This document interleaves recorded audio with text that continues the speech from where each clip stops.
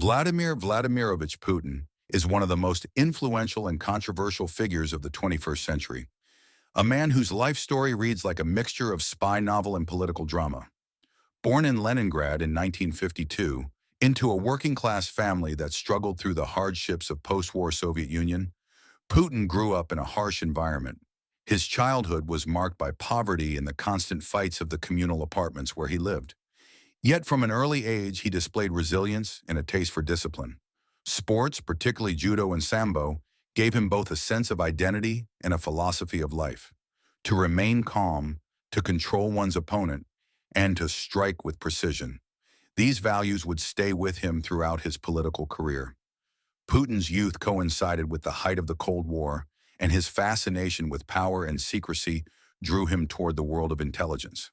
After law school, he joined the KGB, the feared Soviet security agency. Serving in East Germany during the 1980s, he lived in a shadowy world of informants, surveillance, and covert operations. Although he was never one of the KGB's most decorated officers, his years in Dresden shaped his worldview. He witnessed the collapse of the Berlin Wall, the crumbling of Soviet authority, and the humiliation of a superpower in decline.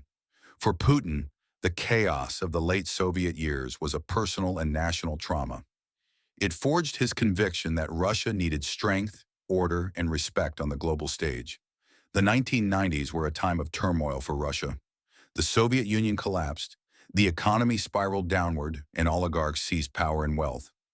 Putin quietly climbed the ranks, first as a city official in St. Petersburg, then in Moscow, where he caught the eye of President Boris Yeltsin. By 1998, he was appointed head of the FSB, the successor of the KGB. His loyalty and decisiveness impressed Yeltsin's inner circle. In 1999, he became prime minister, and by the end of that year, on New Year's Eve, Yeltsin unexpectedly resigned, handing power to Putin. Overnight, the little-known bureaucrat became the leader of Russia. Putin's early years in office were marked by a promise to restore stability. Russia was exhausted by economic crisis, separatist wars in Chechnya, and political chaos. Putin responded with iron resolve. He launched a brutal military campaign in Chechnya, using overwhelming force to crush insurgency. At home, he curbed the independence of media and oligarchs, ensuring that no one could challenge his rule. To many Russians, he was the savior who restored pride and order. To his critics, he was the architect of an increasingly authoritarian regime. Yet Putin understood the power of image. He cultivated a persona that went far beyond traditional politics.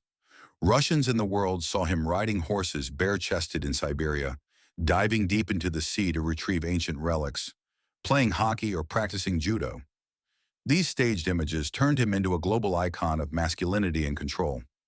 Western media often mocked the spectacle, but for many Russians it symbolized strength in contrast to the weakness of the Yeltsin era. Internationally, Putin positioned himself as a challenger to Western dominance. In the early 2000s, relations with the United States were cautiously cooperative, especially after the 9/11 attacks. But as NATO expanded eastward and the U.S. launched wars in Iraq and Afghanistan, Putin grew increasingly hostile. His landmark speech in Munich in 2007 condemned a unipolar world led by America, signaling that Russia would resist. The years that followed were defined by confrontation. In 2008, Russia fought a short war with Georgia, asserting its influence over the post-Soviet space. In 2014, the annexation of Crimea shocked the world, leading to sanctions and a dramatic decline in relations with the West. Putin justified the move as protection of Russian speakers and a correction of historical injustice. For many Russians, it was a triumph that restored national pride. For the West, it was a blatant violation of international law. But the most dramatic chapter came in 2022, when Putin launched a full-scale invasion of Ukraine.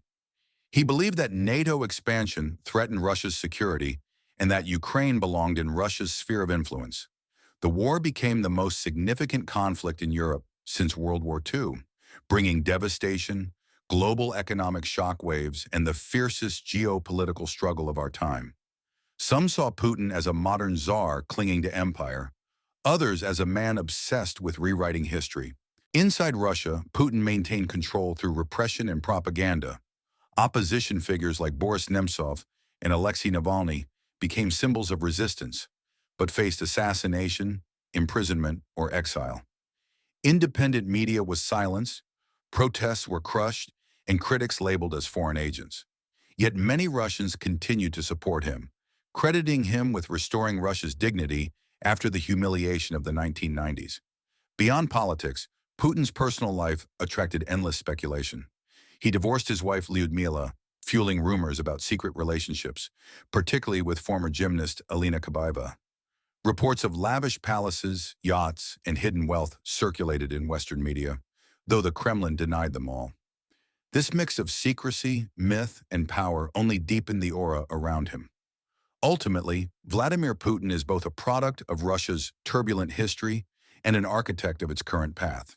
He is a man of contradictions, disciplined yet ruthless, calculating yet emotional, modern yet steeped in imperial nostalgia.